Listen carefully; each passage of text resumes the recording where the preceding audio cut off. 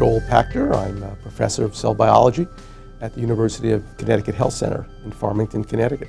My laboratory mainly focuses on the blood-brain barrier and in CNS inflammatory diseases like multiple sclerosis. We're actually using laser capture and qPCR to help genetically profile the microvessels that course through the brain and the spinal cord to see what changes occur during the progression of inflammatory disease. We realized that the vasculature was very heterogeneous, and in order to better model that system, we had to get a better understanding how diverse the microvessels were in situ, in the brain and in the spinal cord.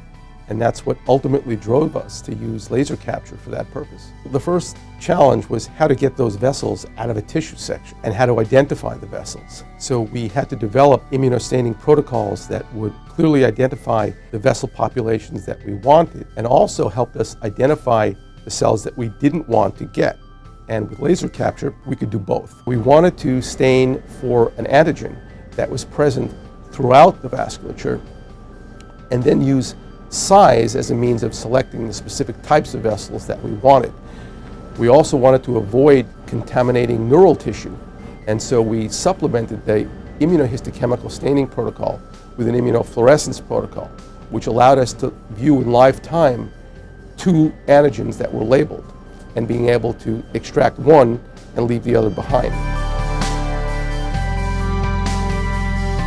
The IR laser capture process is very unique to the Arctura system. The UV systems, which just use the UV system alone, have a problem in that the UV light can introduce energy into the system that results in cross-linking of RNAs to proteins, which makes it difficult to extract. But we've evaluated other platforms that are limited by the downstream applications that we can couple them to, whereas the Arctura system is not. We knew that the qPCR was a good platform to go by because even the traditional hybridization-based arrays have to be confirmed by qPCR in the end. A focused array seemed much more efficient to focus on the panels of genes that we thought were involved in the processes that we were looking at. So for the mouse immune array panel, it seemed perfectly suited for our type of analysis. The benefit was time. Before, we were simply doing 2 to 3 genes at one time, which ultimately took years to be able to elaborate a profile. With the tilde analysis, we're able to analyze 384 genes at one time. And so within about 6 hours from beginning to end, starting the LCM process to finishing the tilde analysis, we could get 384 genes.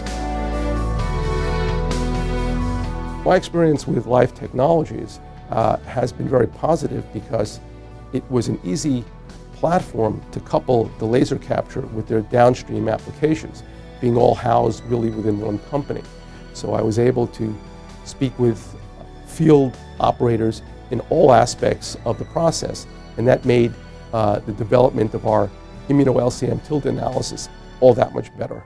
Well, we're making considerable headway in understanding how the vasculature of the brain is really integrated and how certain vessels respond to certain stimuli and are involved in certain disease processes and also even normal processes. This will help us better generate and develop new pharmacotherapies to specifically address the problems that we've known about with regard to the blood-brain barrier.